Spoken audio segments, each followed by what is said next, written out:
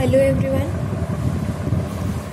Today in this class we will be discussing the very important topic, that is budgetary deficit. What is the name of the topic? Budgetary deficit. Deficit का मतलब क्या होता है बच्चे? That is कमी. What is deficit? That is कमी. और budgetary deficit मतलब बजट में डेफिशिट कब आएगा, बजट में कमी कब आएगी. बजट में कमी तब आएगी जब मेरा एक्सपेंडिचर, जो मेरा बजटरी एक्सपेंडिचर है, जो मैं कह रही हूँ, जो मेरा फ्यूचर में होने वाला एक्सपेंडिचर है, वो ज़्यादा होगा किससे? मेरी होने वाली रिसिप्ट से. जब मेरा एंटीसिपेटेड या फिर बजटरी एक्सपेंडिचर, कौन सा एक्सपेंडिचर? बजटरी एक्सपेंडिचर जो मेरा ज़्यादा होगा किससे? बजटरी रिसिप्ट से. बजटरी रिसिप्ट से, तो उसको मैं क्या बोलूँगी? Budgetary deficit. क्या बोलूँगी? Budgetary deficit. उसके बाद आता है, ठीक है मैम हमें क्लियर हो गया what is budgetary deficit. When excess of expenditure over excess of receipt during the current fiscal year. पूरे साल में जब करंट फिस्कल ईयर में हमारे एक्सपेंडिचर ज्यादा हो जाते हैं और रिसिप्ट हमारी कम हो जाती है, तो उसको हम क्या बोलते हैं? Budgetary deficit. क्या बोलते हैं? Budgetary deficit. क्लियर? इसको मैं कह सकती हूँ शॉर्ट में AE, anticipated expenditure is greater then anticipated receipt. क्या कह सकती हूँ? AE is greater then AR, anticipated expenditure is greater then anticipated receipt. Next आते हैं इसमें टाइप्स, कि हमारे बजटरी डेफिशिट के कितने टाइप्स हैं. इसके बच्चे 3 टाइप्स हैं हमारे. कितने टाइप्स हैं? 3. साथ साथ याद भी करना है इसको. 3 टाइप्स कौन कौन से हैं? 1 इज रेवेन्यू डेफिशिट. कौन सा डेफिशिट? Revenue deficit. सेकेंड जो हमारे पास आता है दैट इज फिस्कल डेफिशिट. और थर्ड जो हमारे पास आता है that is primary deficit. Primary deficit. तो इम्पोर्टेंट टॉपिक है हमारा बजटरी डेफिशिट, जिसके 3 टाइप्स होते हैं, रेवेन्यू, फिस्कल एंड प्राइमरी. अब हम इनको डिस्कस करेंगे डिटेल में कि रेवेन्यू क्या होता है, फिस्कल क्या होता है और प्राइमरी क्या होता है. सबसे पहले डिस्कस करते हैं revenue. Ma'am what is revenue? क्या होता है रेवेन्यू डेफिशिट? डेफिशिट मीन्स कमी, और रेवेन्यू डेफिशिट मतलब रेवेन्यू एक्सपेंडिचर्स की वजह से कमी. दैट इज रेवेन्यू एक्सपेंडिचर्स की वजह से जब कमी आती है उसको क्या बोलते हैं हम? Revenue deficit. तो मैं कह सकती हूँ when revenue expenditure is greater than revenue receipt. When revenue expenditure is greater than revenue receipt, तो उसको क्या बोलते हैं हम? Revenue deficit. अच्छा, अब इसका फॉर्मूला क्या बनेगा? RD, revenue deficit is equal to, जब रेवेन्यू एक्सपेंडिचर में से रेवेन्यू रिसिप्ट को हटा देंगे तो हमारा क्या बन जाएगा? Revenue deficit. क्या बन जाएगा? Revenue deficit. Guys this class is totally numerical based.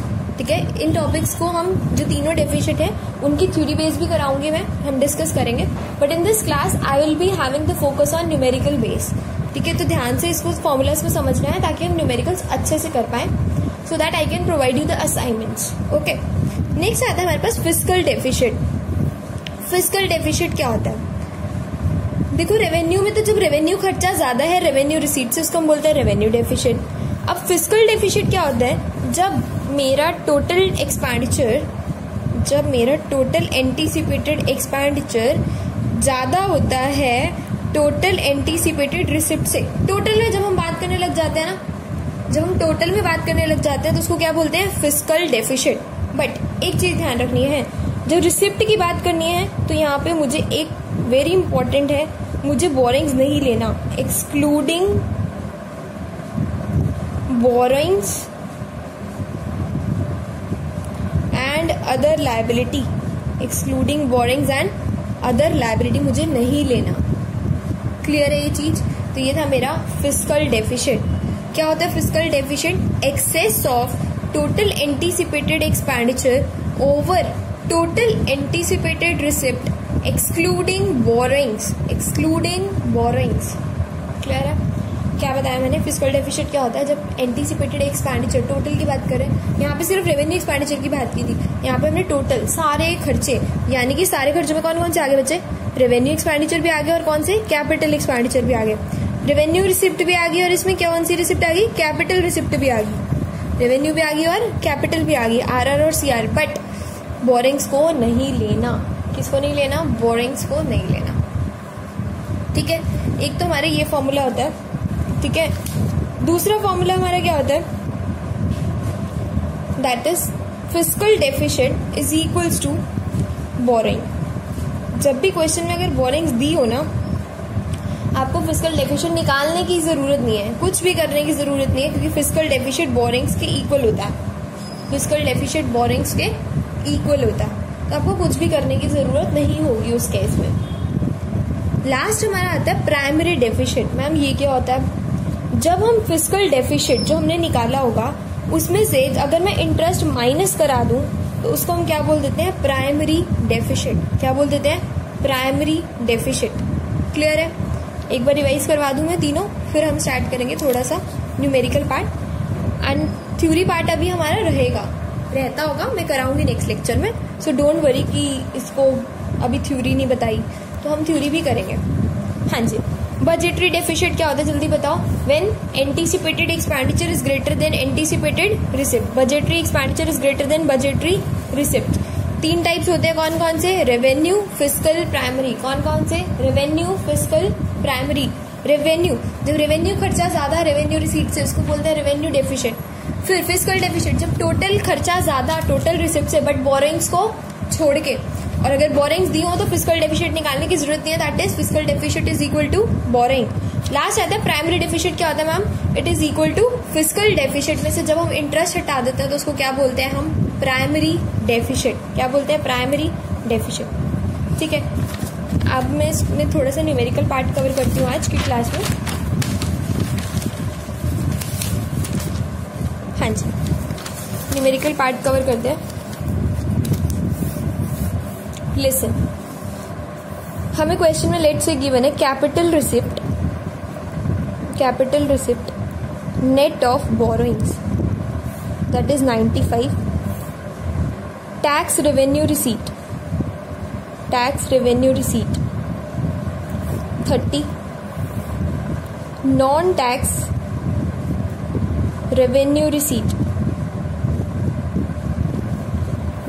Revenue receipt मुझे आ रहा है 50। कैपिटल एक्सपेंडिचर क्वेश्चन में गिवन है 110, रेवेन्यू एक्सपेंडिचर गिवन है मुझे 100 और इंटरेस्ट मुझे गिवन है 10। तो मुझे तीनों डेफिशिट निकालना है। ठीक है, मुझे तीनों डेफिशिट निकालना है। कौन कौन से डेफिशिट निकालना है, रेवेन्यू डेफिशिट निकालना है, फिस्कल डेफिशिट निकालना है और प्राइमरी डेफिशिट निकालना है। तीनों डेफिशिट मुझे क्वेश्चन में निकालना है। कभी भी कोई भी क्वेश्चन आ जाए, बिल्कुल कुछ नहीं सोचना है, जस्ट रिमेंबर की फॉर्मूला क्या है, आंसर अपने आप आता चला जाएगा।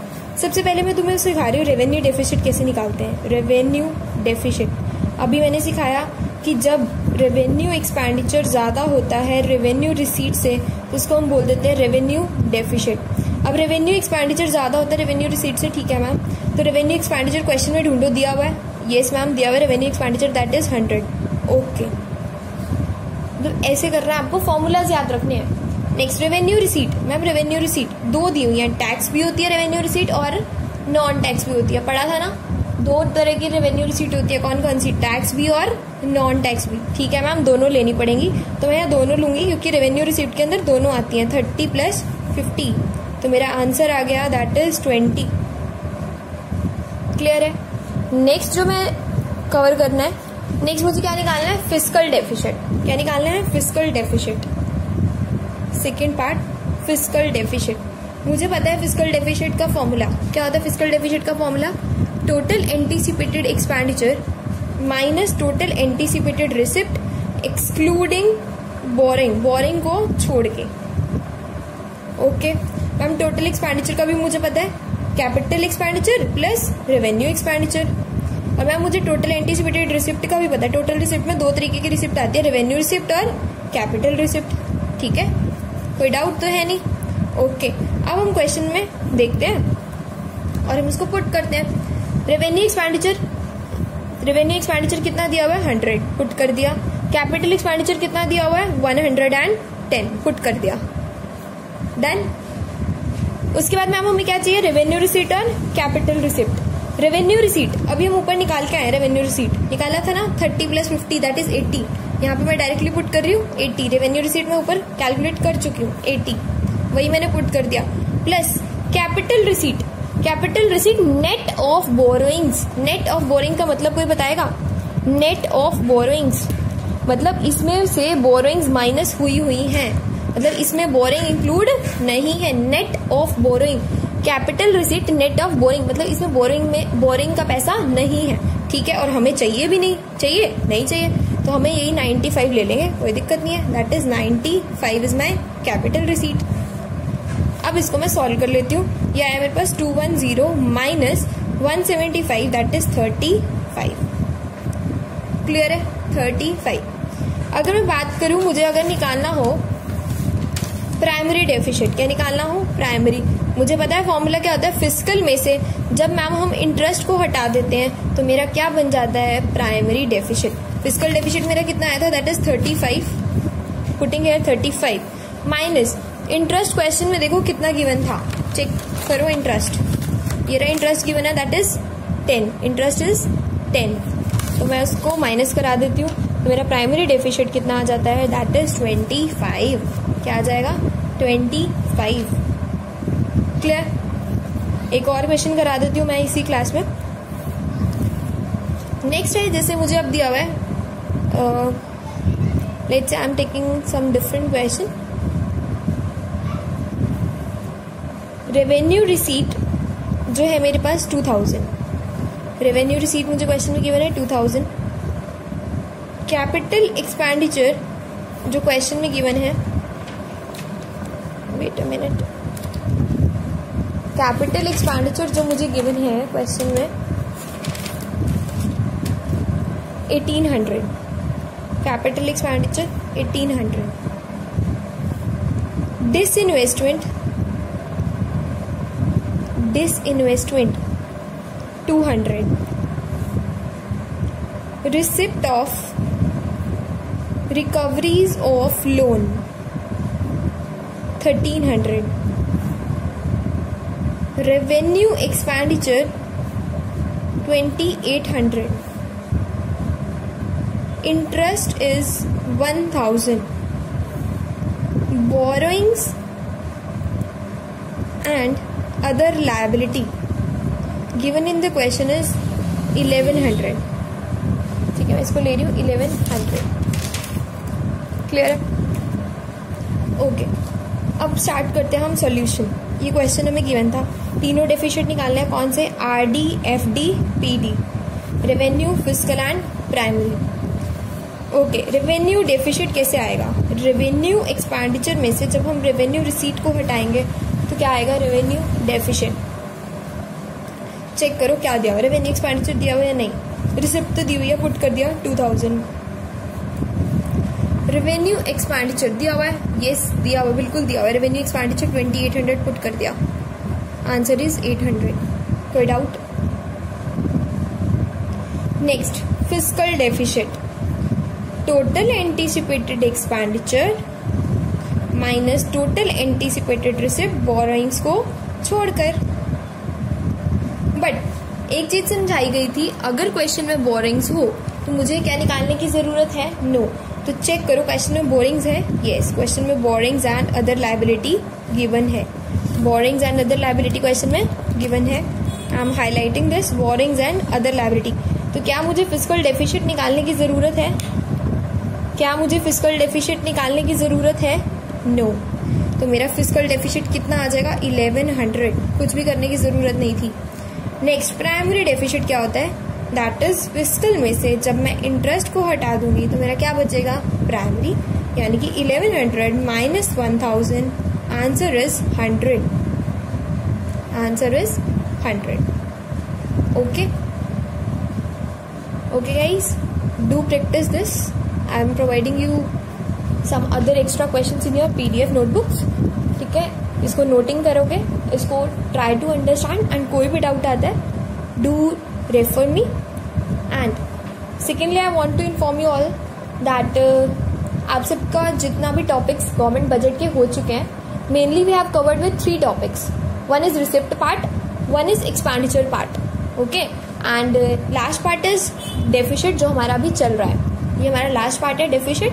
अब इसके 1 या 2 लेक्चर्स अभी और अपलोड होंगे, after that your budget chapter will be over. So I request you कि you have all of you have to revise first part of government budget, that is receipt part. Okay, you have to revise budgetary receipts. ठीक है, उसके बाद मैं उसके MCQs conduct करने वाली हूँ. सो आप सभी ये क्लास लगाने के बाद it's your homework that you all have to revise budgetary receipt, जिसके अंदर 2 थे, रेवेन्यू एंड कैपिटल. मैं उसके कुछ MCQs और 1 मार्क क्वेश्चंस पुट करूंगी. So you all of you must revise that. Okay, thank you.